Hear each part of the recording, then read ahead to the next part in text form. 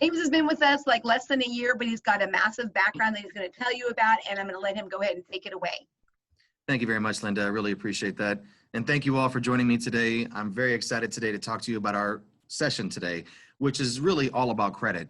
And we're going to go through a lot of information today, all about breaking down the score, breaking down the credit report, how to read a credit report, for pitfalls to avoid, just tips to help you improve your credit or to maintain it.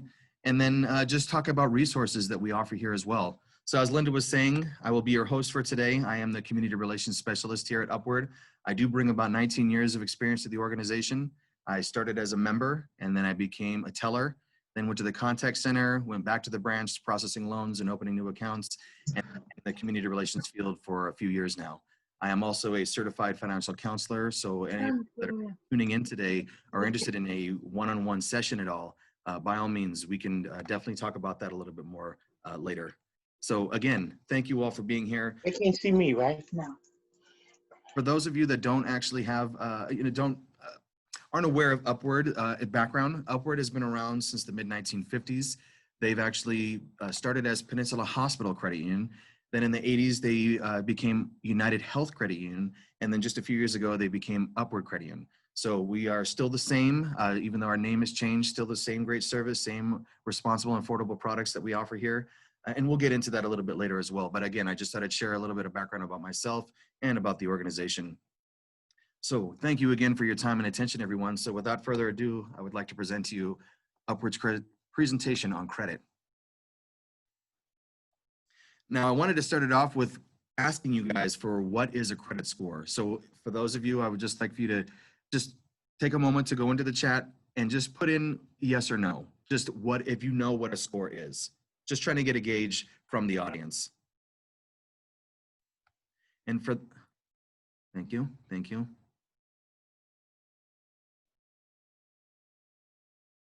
Now, for those of you that can't find the chat box, it is at the bottom of the screen and it should pop up there. Thank you all for your participation. Now, the follow-up to that would be if you know your own score. Now, please don't put your score in the chat box. That is personal and confidential. I just wanted to get an idea of you guys have an understanding of what a score is and if you know your own. All right, well, that's great. I'm glad to hear that. I mean, that's really important to be able to stay on top of that. It's easier said than done. But like I said, as we go along in this presentation today, I'm going to go ahead and give you a bunch of resources on how to get your credit score and how to improve on that and just really stay on top of that. So the components of the score itself are 5 different components, as you can see here. The very first one is all about your payment history, and that is a big chunk of your score. It's 35%.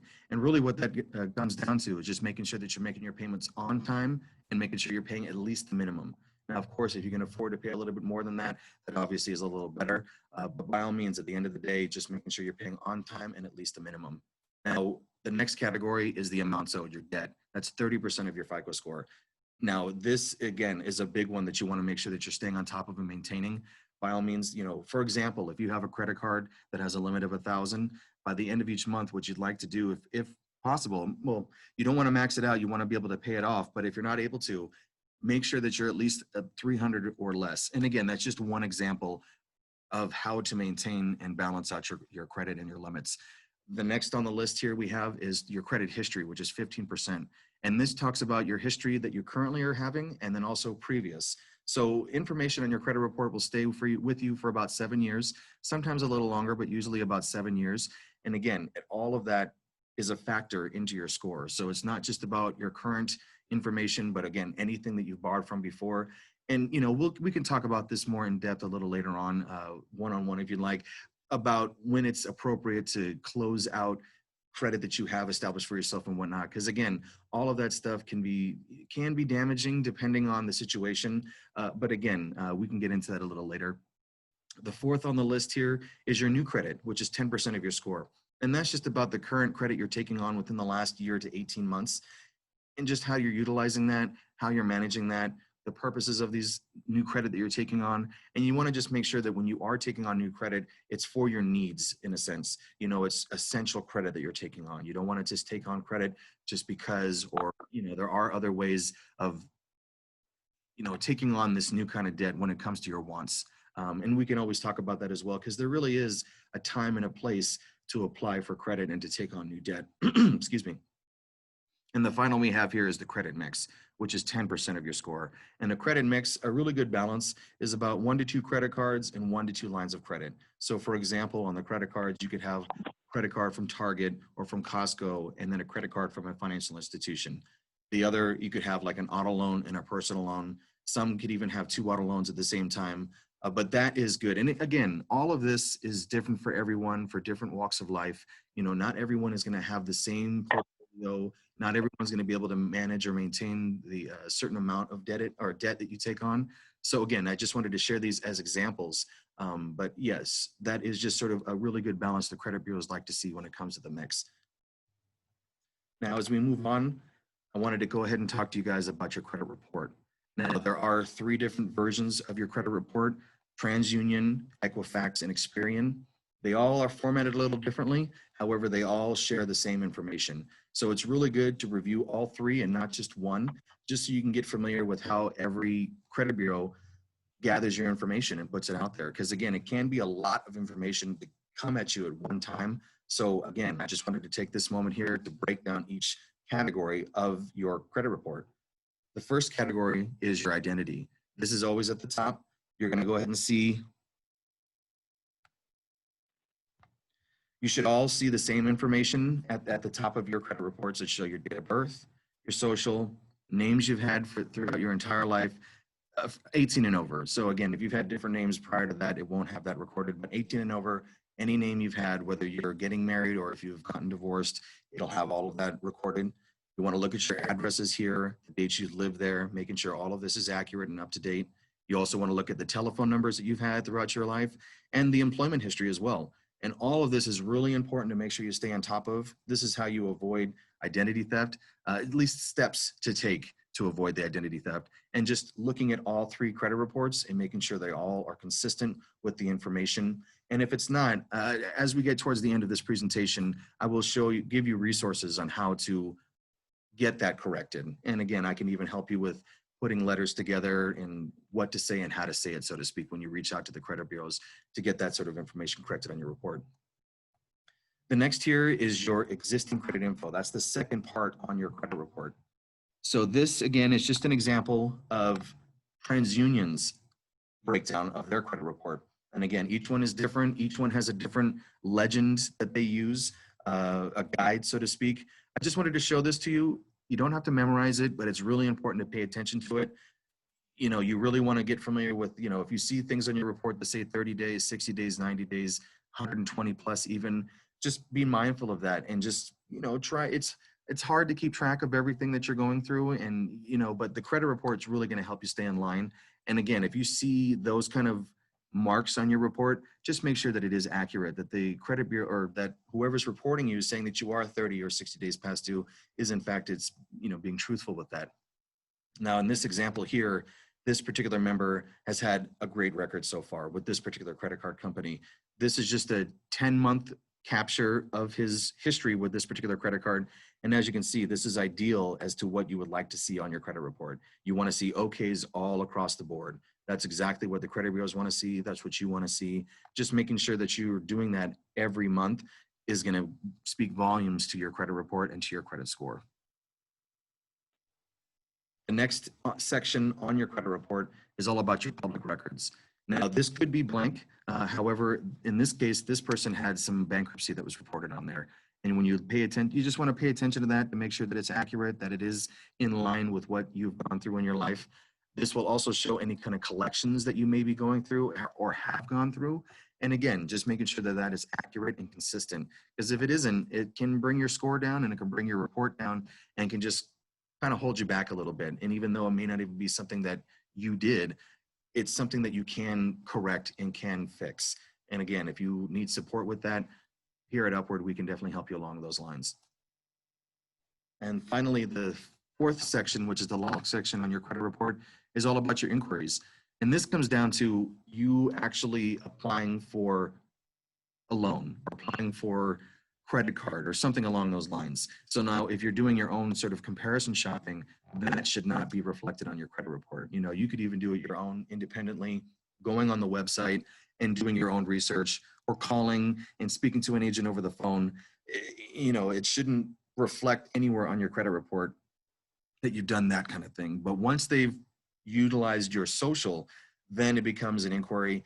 And unfortunately, the credit bureaus sort of just frown upon that if there's too many at one time. It's sort of just, it gives the impression to them, even though that may not have been your intention, it can make it seem as though, you're not serious or you're not committed to moving forward with these loans. And, again, it's unfortunate that that could come across that way, but I just wanted to share that with you so that you keep that in mind when you're going down the road and looking for credit for you to take advantage of, or loans to take advantage of. And again, there's a time and place for all that. And like I said, as long as you're just doing it on your own accord and not actually following through with your social being ran, the inquiry should be close to a minimal. So again, just those are the 4 sections that are on a credit report. Like I said, if you haven't checked yours out in a while, it can be very overwhelming. So I just wanted to break these sections down for you piece by piece and just hopefully, make it a little bit easier to understand the next time you take a look at your credit report. I'd like to get into why your score matters. And I'd like to share with you guys that I do have some friends that up until just recently, they now are realizing why and how important it is to have a score, and a good score at that. For a long time, my friends have been tried to be under the radar. They've been paying everything in cash, not really utilizing their memberships, not really utilizing credit at all. They just wanted to stay off the radar, and they thought that was a really good way of living and that they could continue with life that way. And they've now realized, with goals they've set for themselves, trying to now think about getting into a home or buying a car or any kind of advancements like that, it's extremely challenging, and it will be even harder on them because they started at such a later stage in life, I should say. So again, just want to be mindful of that and just realize that it is really important to have a score. And for anybody that's tuning in that may have a lower score, it's not the end of the world. It's not forever. It's not one of those, this is the way it is kind of things. There is ways to get out of it. It does take commitment and time and patience, sometimes sacrifice in some cases, but it is something that can be turned around. And I wanted to share this breakdown of the scores with you. You'll find that if you were to do your own research, that a lot of different organizations will have different brackets, and some lenders will even have they go by a different format than what it shows here. But this is from FICO's actual website, the source itself. So I thought I'd just give this to you based on what they feel is the breakdown, even though other organizations may have slightly different, but it should be similar. But again, for example, the exceptional rating of 800 plus, it's not often I come across anybody that has that. And those that I do have a long history, and the history is a big part of getting to that 800 plus score. It's not something, you're not like given an A right away and you have to maintain it. It's really about just building that history, building that positive payment history as well. And as long as you're doing that and maintaining that for a long time, you can eventually achieve getting to the 800 score. Mostly what I've seen from those that I've come across is usually in the good rating area. I have seen some very good and some fair, and I have even seen some at poor. But again, I have seen those mostly that I've come across that I work with that are in the 670 to 739 range. And again, I wanted to share that if anybody in this room is in the 580 or below, or even if you know people that are, and they may not have a voice to come forward about it and they just don't know where to start, you can let them know that, things can get turned around and you can in fact improve that and get to a fair, good, very good, and then even eventually to the exceptional stage. Again, it just takes time, commitment, and dedication, but you can get there. So again, I just wanted to share that with you. Just because you have a poor rating, it doesn't mean that you won't be able to achieve any kind of goals that you're looking for. It's just that you have to, it may be a little harder work on you, but again, I just wanted to share that with you to let you know that that you can, in fact, turn things around. Now, this right here is actually the 5 C's of credit. I'm not sure if those of you in the room have been aware of this or have heard of this before, but I thought it'd be a good opportunity for me to bring it to your attention. And if you have heard of it, just to go over it again. And really what this is something that's sort of an unspoken kind of thing. It's basically, this is what your score and your report says about you, basically. However, the credit report sometimes doesn't really speak to who you really are. So it's good that you're aware of your own 5 C's of your credit, of yourself. So that way, when it comes to a time when you are going for a loan that you're trying to get for, and they may be quick to judge, so to speak, or they might just, looking at the information that's on the paper, you can speak to it more and just say, actually there's a little bit more detail behind that, basically. So in no particular order, I'd like to start with one of the first C's, which is the condition, the purpose of your loan. You will be asked as to why you were borrowing these funds, what you're going to do with that. But it also talks about a little bit more than that with the condition. It's also about like the condition of what you're going through currently. So for example, if you're going through an isolated situation or something that could be ongoing, those are things that you want to discuss as well that may not be said in your credit report. So it's important to know that about yourself before going in, and just having that peace of mind. It just will help you, benefit you a lot in the long run. The capital here, the other C of the 5 C's, is really just all about like, what have you personally invested in the company? How much skin do you have in the game, so to speak? It's really important to have a relationship with your financial institution. It's something should not be taken for granted, because that can actually help you in the long run down the road. It's one of these things that they've already learned you. They know your history, your pattern, behavior, so to speak, and it can benefit you in regards to getting ahead in whatever type of loan you're going for. So again, that's another thing that's really important to have. And also, they also take a look to see if you've borrowed from this organization before as well, and how you've paid them back and that sort of thing. So that's just another sort of unspoken element when it comes to looking at your credit report and score. The other is character, really the payment history, your credit history, all those sections of the FICO score that we talked about earlier in the presentation can speak about your character. But again, with incorrect reportings and things of that nature, if it's on there, this gives you the opportunity to talk to them about that. And you can say, that wasn't me, or you can at least explain it a little more. So again, it's really important to have that understanding about yourself, how you demonstrate your responsibility and the integrity of your actions, how you handle those kind of things. And again, just you can speak to that when you're applying for a loan, and just really, again, it comes with understanding your credit report and your own score. Collateral is another one of the 5 C's. And that's just really letting a lender know, and just even for yourself to know, that you do have things that you can utilize to your advantage as well. So for example, if you don't have funds that you're able to put a down payment on, depending on whatever it is you're trying to go for, there's many different scenarios.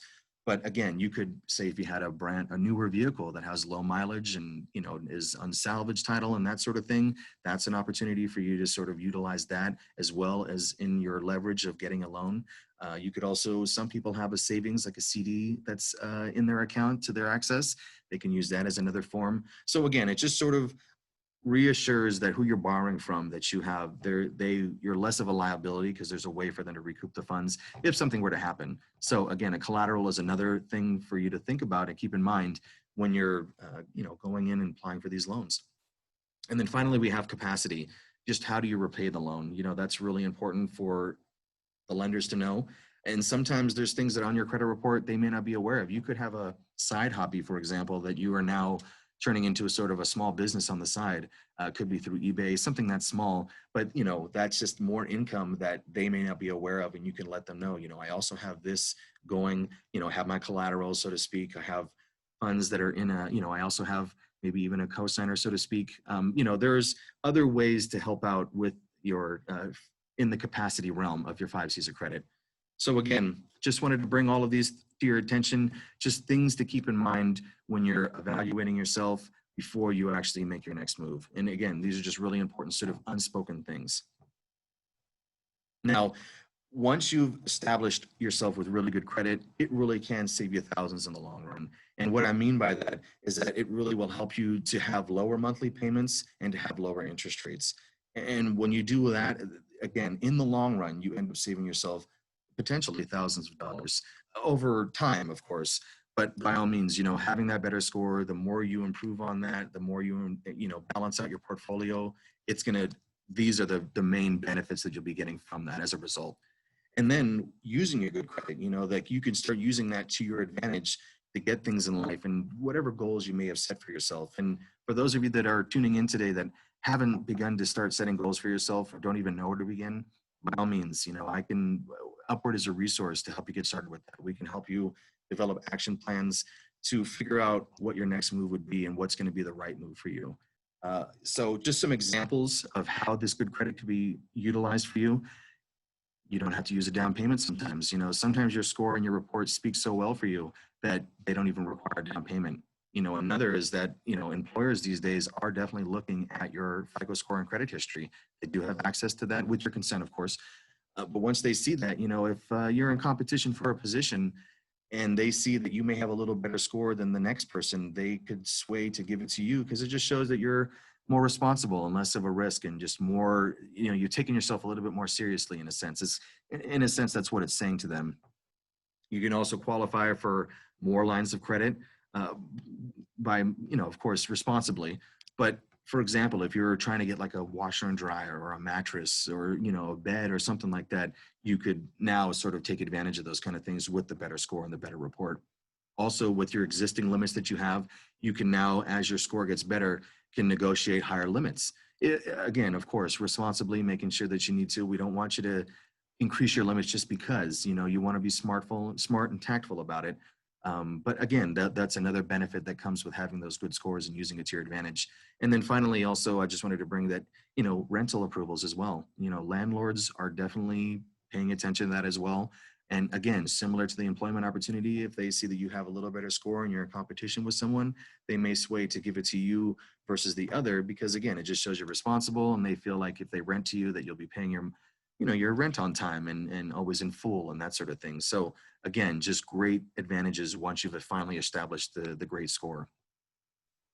Now, we've been talking a lot about all the good stuff. We started with education and then some of the positives. And now I thought I'd just go ahead and get right to it and take that Band-Aid off and just talk about, can bad credit affect your whole life?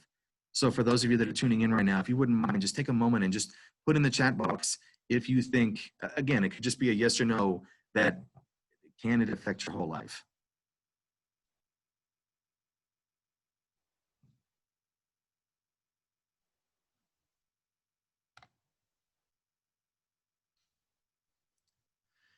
Well, thank you all for your participation. I mean, you're right. It is unfortunate that it can, but it truly can. It can affect your personal life. It can affect your work life. It can affect the goals that you've set for yourself.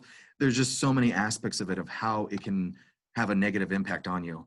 So again, you want to just be aware of that. Like I said, it's not just something to ignore. It's not something that's going to follow you forever either. I mean, it will, be a part of your history if you've ever gotten to a bad credit part of your life. But really, at the end of the day, you can get out of it. And again, there's a great support system here with us here at Upward. We are definitely, here for our people. We love our members. We love our community. And we really want to make sure that we keep your best interest in mind. So if you are, or if you know somebody that's going through something like that, please, by all means, have them reach out to us and we can, work with you on that and just figure out a plan. It's different for everybody. But again, it can affect all aspects of your life.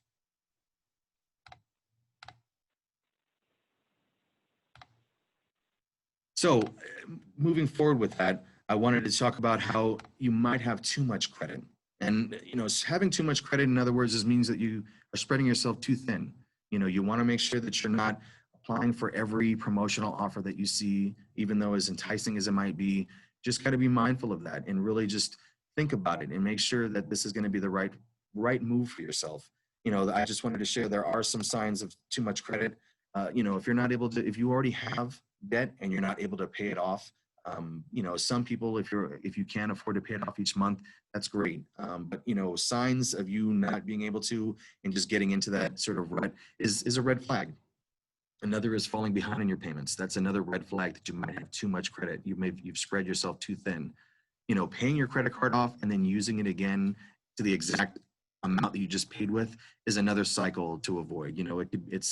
We're going to get into a little bit more about pitfalls later on in the presentation, but this is another pitfall that you can get yourself into that can be hard to get out of. It can be a very vicious cycle, and it can just repeating it over and over and over. And, there are ways to stop and break that cycle.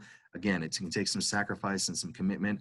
But again, it's necessary if you want to be able to get out of the bad credit sort of zone, so to speak. And then, again, just paying your debt with your debt, which is similar to what we just talked about. And really at the end of it all, the sum of this is basically just not living within your means. And I'm going to go over some techniques, and we can also talk more about this individually later on if you'd like, about how to figure out whether or not you are living within your means. And some of that starts with just making a budget. But again, I just wanted to share these signs that you might have too much credit that you've signed up for. Now, I'd like to bring it back to some more positive tips on how we can improve that score if you've ever gotten to that. Now, improving your score, again, I love this here because it's showing, that there are ways for you to go ahead and get ahead. And some of this stuff can be very simple or elementary in a sense, but it's important to be reminded of these kind of things. Sometimes you can lose sight of these things, and it's easy to forget these things sometimes with all these other things you have going on in your life. But I thought I'd remind you that, having open active accounts in good standing is a great start. Just whatever the debt you currently have taken on for yourself, try to get back in good standing with all of those and making sure that you're maintaining that, diversing your credit accounts, going back to the breakdown of the score itself, just saying that, the credit mix, making sure that you have a good mix. Again, 1 to 2 credit cards, 1 to 2 lines of credit. Again, it's different for everybody, but those are really minimums right there that the credit bureaus love to see. Of course, paying your bills on time. One way to make sure that you're doing that is signing up for the auto pay. I mean, that is really extremely beneficial. You want to make sure that you're keeping that in mind as well and logging that so that way you don't forget and overspend and then now there's not enough funds to pay your bills. But signing up for auto pay is a great way to stay on top of that. Just automatically make sure that you're not going to miss out. And then, as you're paying that, it's going to reduce your debt, and try not to take on more debt as you're reducing your debt balance so that you can balance out your portfolio a little bit more. And that goes back to the second component of the FICO score, which is all about the amount you owe. You want to keep that at a low level because it's a big part of your FICO score. And then finally, just looking at the negative information in your report.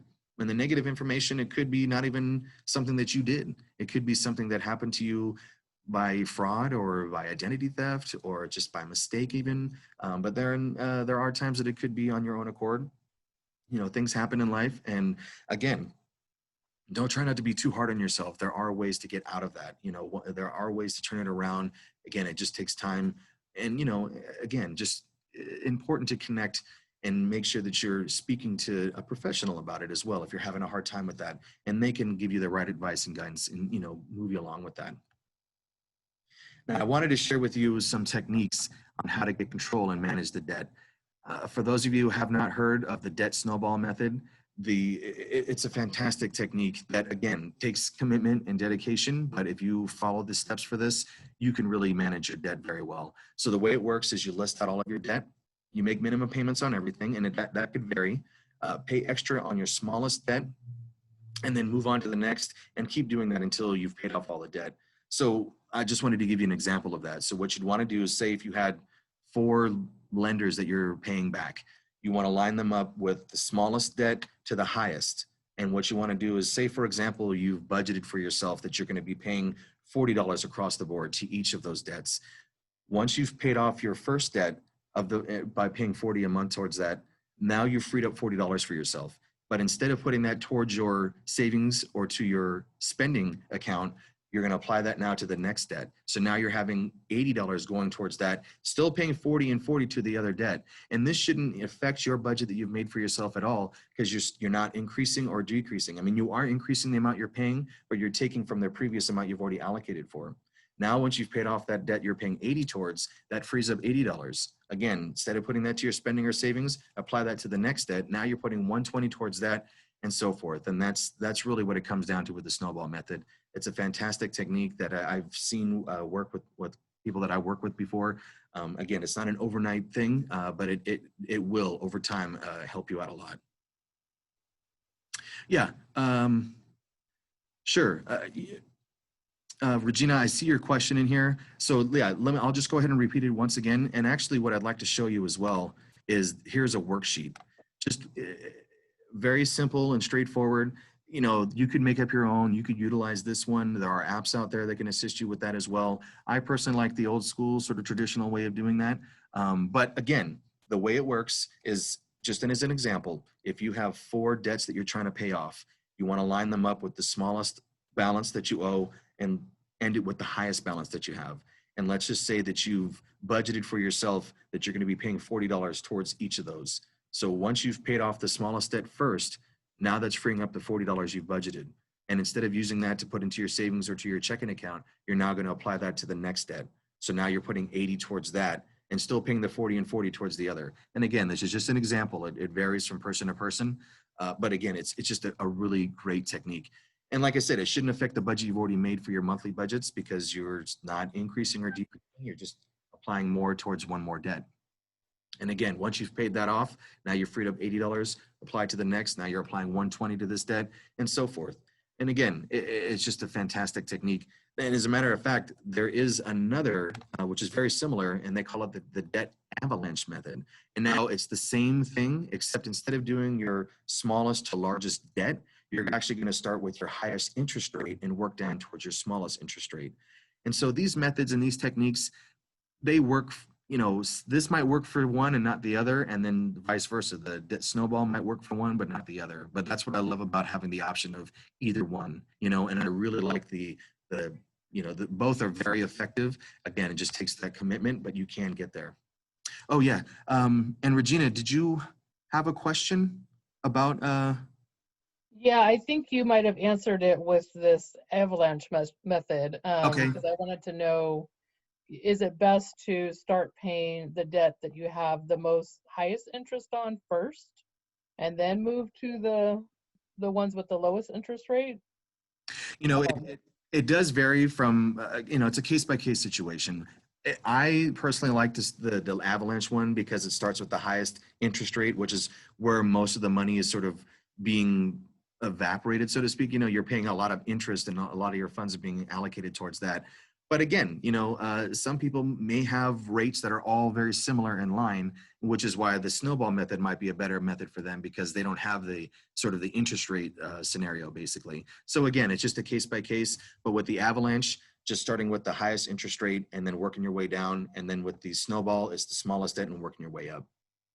Okay, and with the snowball, you're listing out, like your example, if you have 4 credit cards that you're paying off, Mm-hmm. and then you do a budget to see how much you can pay on each one. Right, exactly. So, okay, and then, okay, thank you for Yeah. the clarification. It was just a No, little. you're welcome. And we could talk more about this after too, if you'd like to. By all means, I mean, I would love to share more insight on that. But yes, that's definitely how it works. Again, it does vary from person to person. You know, some people can only do the minimums, and the minimums can vary from, like, you know, maybe 25, and then some are 35, and some might be, you know, higher than that. But I just, as an example, just to kind of give you a sense of how it works, that's why I just said, you know, 4, and you've already allocated $40 towards each one, but sometimes 40 might not be enough, and, you know, it might be too much. And that's why it does vary from case to case. It just depends on everybody's budget and, you know, income. And that's why it does differ.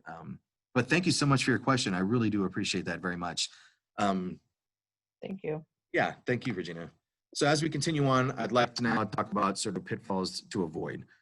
We talked about some of that earlier when you get in the cycle of like using your credit card, paying it off, and then putting that debt right back on there. You know, that is definitely something to avoid. And it's easier said than done. But again, if you realize that about yourself, that you're in a pattern like that or a behavior like that, there are ways to get out of it.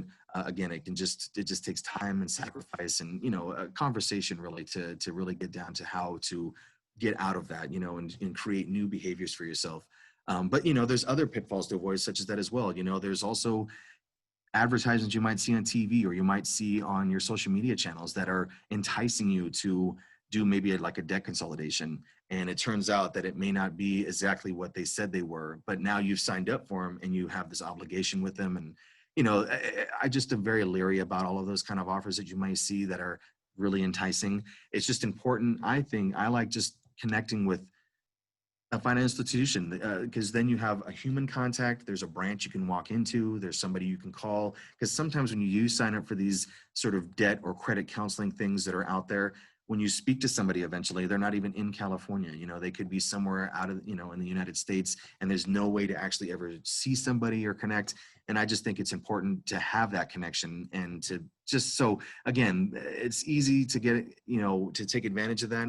But again, I just thought I'd share that with you, that when you see that, just make sure you don't jump into it right away and maybe just consulting with somebody about that first.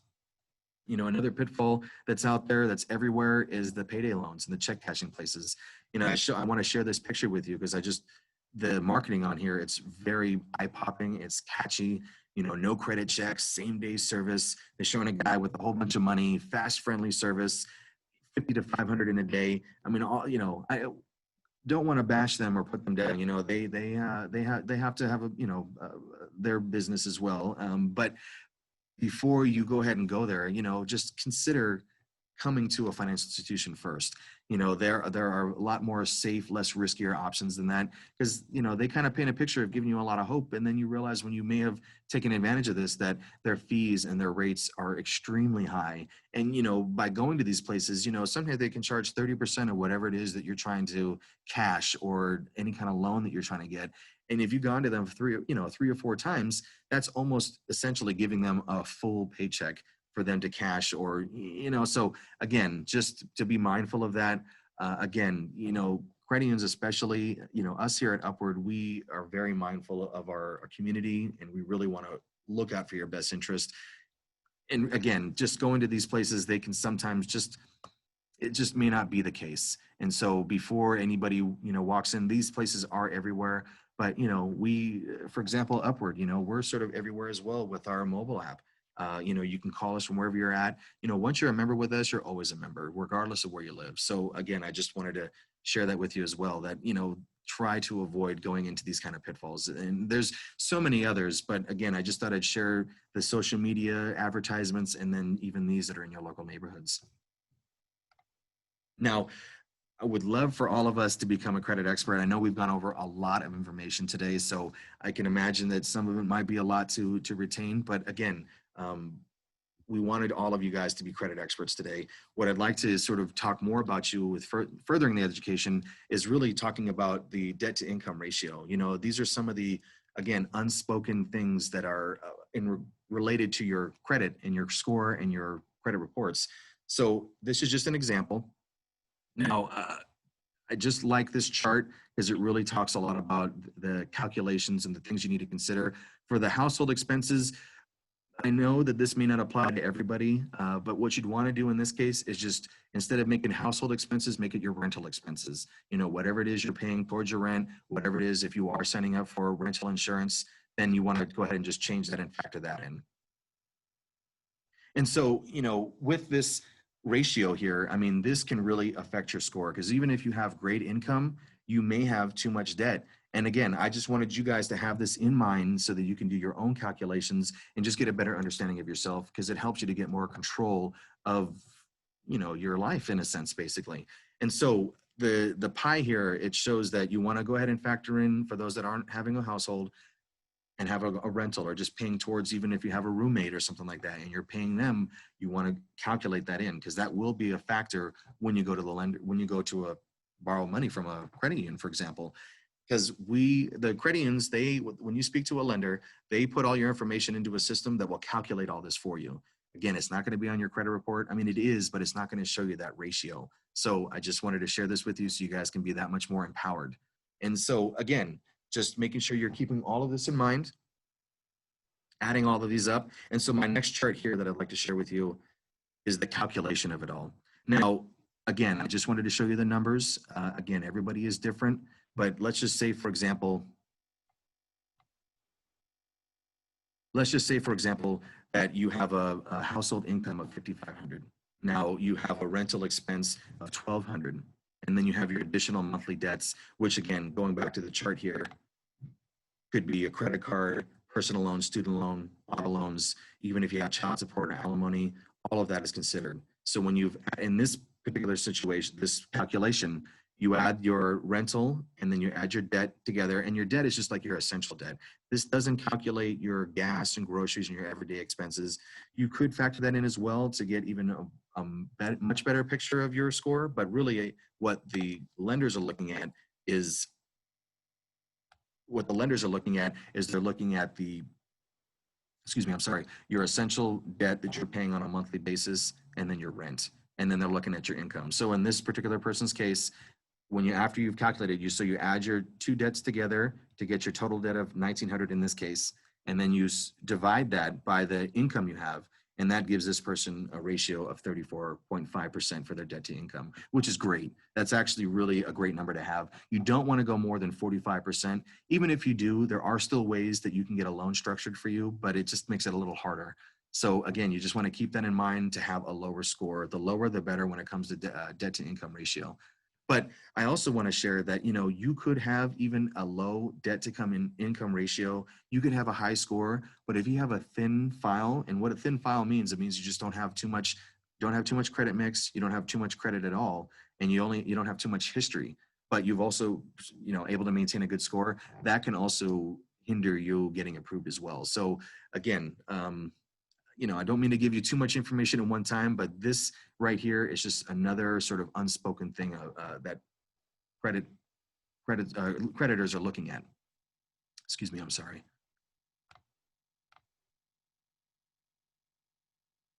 So, you know, as far as the ideal debt to income ratio, yeah, I mean, 35% is great. I mean, even going lower than that, what you want to look at, make sure you're not going above is the 45%. You know, each institution, it varies as to what their structure is, as to how they like to give money away, or give money out, so to speak, or let the consumers borrow. So they sometimes will have, you know, they have to make sure it's at a certain DTI, a debt to income ratio, and a certain FICO score as well. But like I said, I mean, the majority that I've come across when I'm doing my research, no more than 45%. If you're below that, you're in pretty good standings. 35% in this person's case is great. If you can get even lower than that, even better. But this isn't the only thing that's considered as well. Like I said, there's a lot more, but it's really important to know this, to have this insight and to have this knowledge. And like I said, if you're able to calculate it yourself, and if you're having difficulty with that, by all means, you know, you could reach out and we can work with you on that to really get a hold of the DTI and a better understanding of that. Yes, I'm sorry. So the reason, thank you for your question, Veronica. I apologize. I didn't see it earlier. Let me see. Yes. So, okay. So Veronica's question is, why do we take gross instead of net? They want the gross income. That's just the way that they just calculate the DTI. You know, that is a good question. I will have to follow up with you on that, Veronica, to find why the difference between the gross and the net income. I just know that when lenders process your information, when it's calculated, it's just your gross income. They just want to see that that's the amount that you're actually making, even though, you know, your take home may be a little less, but in a sense that's, you know, when they're looking at your pay stubs, they're going to look at your gross income and they're going to put that into their system to calculate that. But I will follow up on you on that to see if I can get more information between the two. Thank you. That was a very good question. Thank you very much. Any other questions before we move on? All right. Thank you very much. So as we continue, and we actually are sort of approaching the end of our presentation here, but I'd also like to share with you another resource that we offer on our website, actually. And so we actually even have a bunch of education that's on our website. So this is a screenshot of our homepage, upwardcu.org. When you get to the top of the screen, there's going to be an option on there that'll say resources. When you put your cursor over that, it's going to present a drop-down box that's going to have an array of different things that you can get resources for you, such as we have online classes, we have calculators, educational videos, and just furthering the education. And we even talk about the benefits of our membership here as well. So just really great information that we offer here at Upward Credian. Again, it's really important for us that our community gets the education. It's you know, without that, you know, it's important to us to, again, look out for your best interest and making sure that you guys are being taken care of. And again, these are available 24 hours a day, 7 days a week. So you can do your own, you know, education on your own accord, so to speak. And again, we can help you along with that as well. Now, again, as we continue along with resources, I wanted to share with you annualcreditreport.com. This is a free website that you're allowed to go on. You can utilize it either once a year or you can do it 3 times a year. And the reason why I say that is because when you log on, you have access to get all 3 reports from all of the bureaus. So you're allowed to get TransUnion, Experian, and Equifax. You could do it all at one time, or you could spread it out and do one in the summer, spring, fall, however you'd like to do. It's really important though to make sure that you do look at all three. That way, at least you can make sure everything's consistent and make sure it's all accurate and up to date. Now, when you look at these three reports, you will see different scores. They should be within range, but the reason why they have different scores is because the credit bureaus all update that information at different times. So that's why you might see on TransUnion it has a high score, Equifax has a medium, and then Experian has a lower score. They should again be within range. They shouldn't be too far off, but they do have different ones because they are updated at different times. And again, it's just something to stay on top of, especially if you're going to make a bigger move for yourself. You want to make sure that before you actually run your credit, that you've looked at it yourself. And this is free. It's not going to show up as an inquiry on your credit report. It's not going to be a hard inquiry or a soft inquiry. It's just an option for you to go ahead and look on this site, Annual Credit Report. And that we put their phone number in there as well, in case you felt like, calling them as well to get more insight on your credit reports. And I wanted to share with you guys as well the phone numbers for each of the credit bureaus. So you're able to call them, and you can even put alerts on your credit reports. That way, if your credit's ever run by any one of those three, you will be alerted. You can also put freezes on your accounts through them as well. So if anybody runs the credit, it won't work until you put the freeze, take the freeze off. And then this is also a resource for you in case there are disputes that you have on your report that they may have reported incorrectly. And that way you can give them a call. And by all means, I am here as a source for you as well. They can work with you on what to say and how to say it. I can help you put a letter together as well. It's important to document information and date it. And if you ever have any disputes that are on your reports, you first want to reach out to who's reported you incorrectly. And then you also want to reach out to the credit bureaus as well. And just making sure that you document this and do it as it happens. You don't want to wait until the end because it's hard to retain all of that information, especially with everything else you got going on in your life. So just try to document it as you go along, and then keep a copy for yourself, send it to that entity, that institution that reported you incorrectly, and then a copy to the credit bureaus as well. And then finally, as we're coming to a close in our presentation today, I just wanted to share with you how Upward ourselves are a fantastic resource in the community. We have every responsible product and affordable service in the book that our competitors offer. We offer, again, online and mobile banking, bill pay. I mean, really, we are just essentially a one-stop shop here. So again, thank you all for tuning in today. Before I let you guys go, though, we do have a few moments for Q&A. I'd also like to share with you my contact information. So for any of you that are tuning in today, there is my email and my phone number as well. You can, if you have friends that you would could use us as a resource, by all means, feel free to refer them to us as well. And again, thank you all for your time today. I know there was a lot of information that we went over, but by all means, if there is any other education you'd like to go over or further this with a one-on-one, feel free to reach out. I would be more than happy to continue this conversation. So again, before we wrap up, I'd also like to introduce you to my colleague, Rajiv, actually. He is our Business Development Officer, and he's just going to have some closing statements for you guys. So again, thank you all for your time. Thanks, James. That was a great seminar.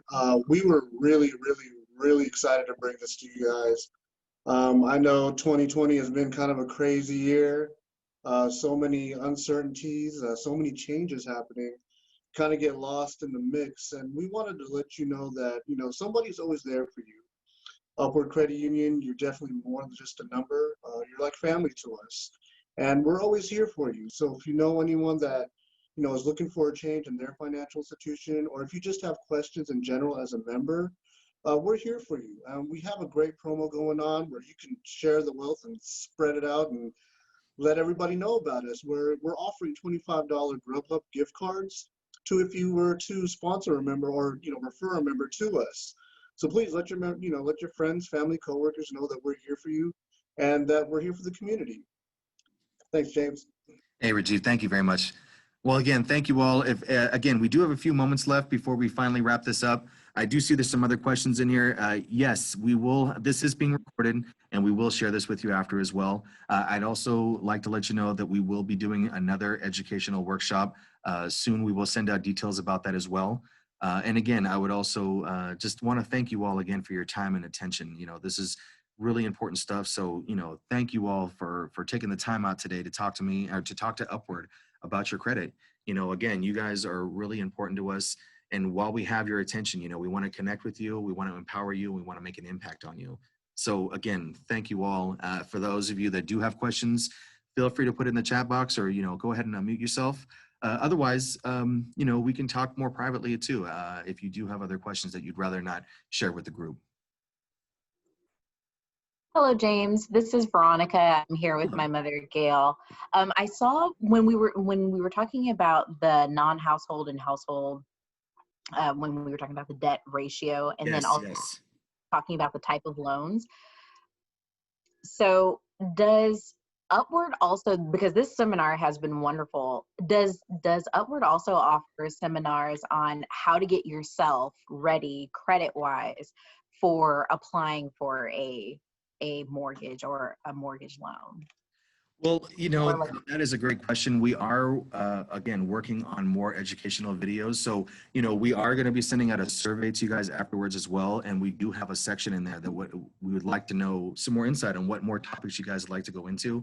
I am a certified financial counselor, and again, the counselor word can have a lot of weight to it, and it doesn't mean that you have to be going through something in order to be able to talk to me to come up with an action plan. It can be able, in a situation where you have great credit and a great report, and you just want to make sure that you're maintaining that. So by all means, if you would like to, I can work with you guys one-on-one, but again, I would love to put together a seminar about that as well. And that's something that we'll go ahead and review for sure. But by all means, if you do have time and you'd like to go into one-on-one, it's a free service that we offer here.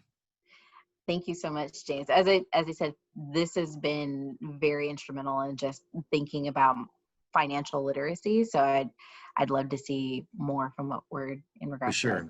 So thanks. Well, thank you, Veronica. That's wonderful. I really appreciate your feedback. This is great stuff. So yes, by all means, we will definitely be working more on this.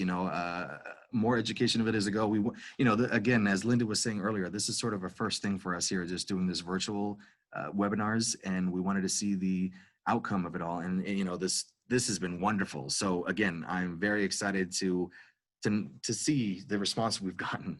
It's wonderful, and I do want to continue doing this. So thank you for that. And again, your feedback is tremendous. So thank you. And again, we do have a few more moments. So yeah, if anybody else has anything else you'd like to talk about, we do have some time. But by all means, again, we will be reaching out with more information, and we'll definitely keep you in the loop about the next classes we have to offer here.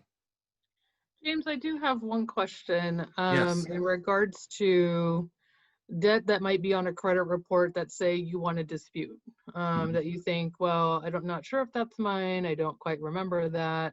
What do you recommend in terms of trying to dispute that? Writing letters, calling, what do you suggest? Both actually is the greatest way to do it. I personally think that writing it down, and typing it, handwritten, just documenting it is the best thing to do, and dating it and making sure that you are doing that, your diligence on that part of it, but also calling them as well. But regardless, the calling is sort of in addition to the letter. The document is really the best thing. It doesn't need to be like notarized or anything of that nature. I mean, it's a case-by-case situation.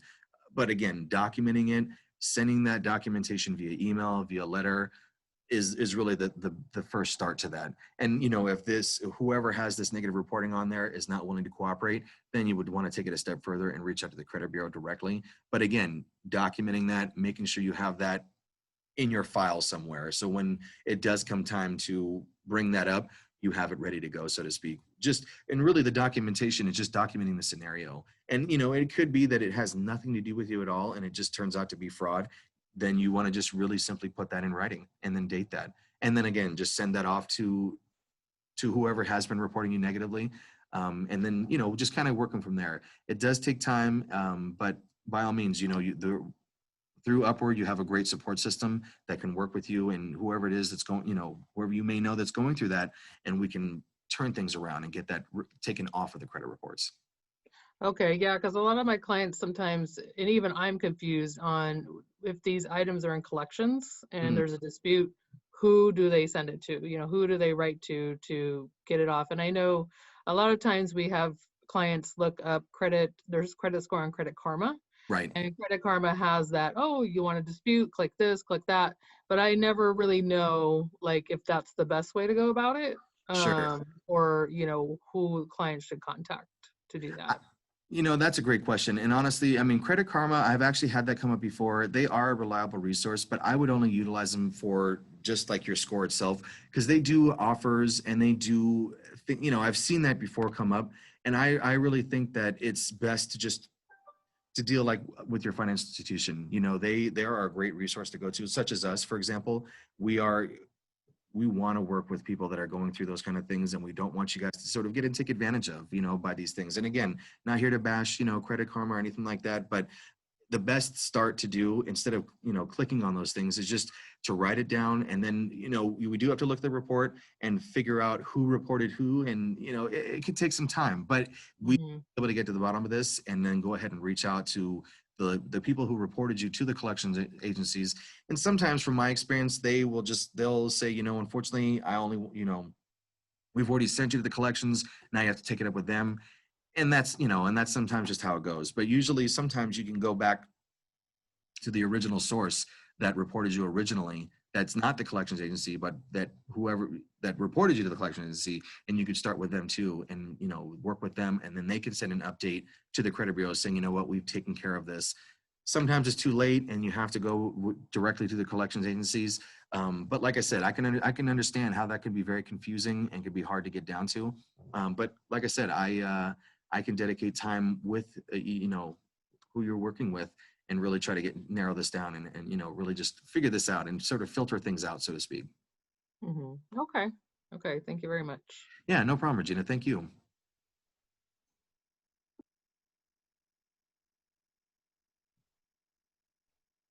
Anybody else? Well, again, we do have, well, I mean, honestly, we do have about a minute left.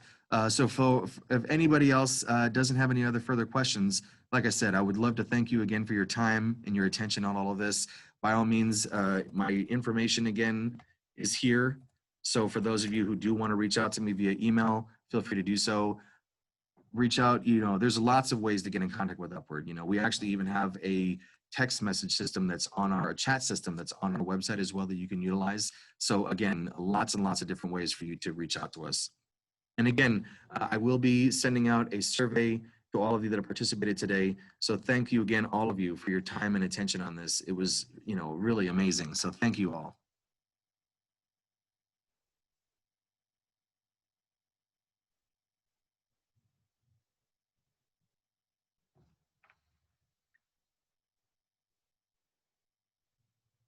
Bye, everybody. Thank you all again.